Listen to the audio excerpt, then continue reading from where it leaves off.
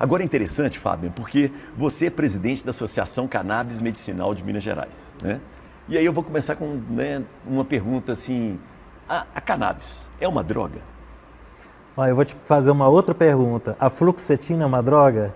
Inclusive vende em drogaria, né? Vende em drogaria, né? E a cerveja que tem álcool? Álcool é uma droga? Então a questão de definir ou não droga depende muito de até onde vai também o nosso nível do preconceito.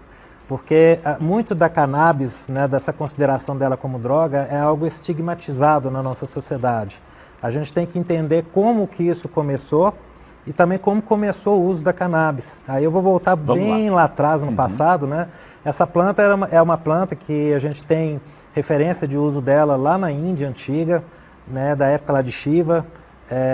Até hoje tem uma bebida que é o Bang, né, que eles fazem lá na Índia, que também é associado um pouco como sendo uma bebida de Shiva. A gente tem os Rastafaris, que também utilizam essa planta já um pouco mais recente, né, mas também com finalidades espirituais. Os egípcios também utilizavam, tem até uma deusa, que é a deusa Sechá, que é associada à cannabis, que ela tem a folhinha da cannabis na cabeça dela.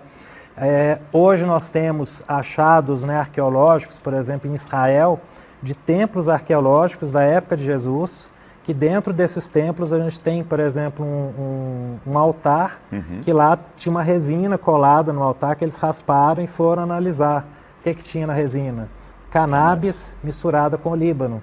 Ou seja, queimavam a maconha junto com o olíbano num templo judaico da época de Cristo, que provavelmente Jesus, em alguns desses templos, esteve presente, inalou e participou dessas cerimônias. Perfeito. Então, quando que o preconceito ele começa a surgir, que nessa época isso não existia?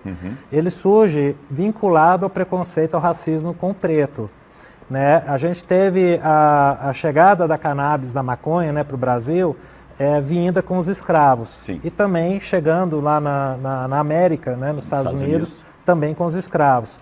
E a maconha, para eles, era o equivalente à nossa fluoxetina, ao nosso remédio de tarja preta. Porque você imagina, um escravo sendo açoitado, com chibatada, sofrendo, muitas vezes as escravas sendo estupradas, aquele nível de tortura, mal alimentado, a única coisa que eles tinham para aguentar a depressão era a maconha. Um remédio. Era um remédio. E hoje a gente usa o canabidiol, por exemplo, ou o canabidiol com um pouco de THC, para tratamento de depressão. Depressão, inclusive, refratária, tratamento convencional. Faz sentido, hein? Né? E aí surge esse preconceito com tudo que era ligado ao preto. Então a maconha era um remédio para o preto, o branco começa a ter preconceito.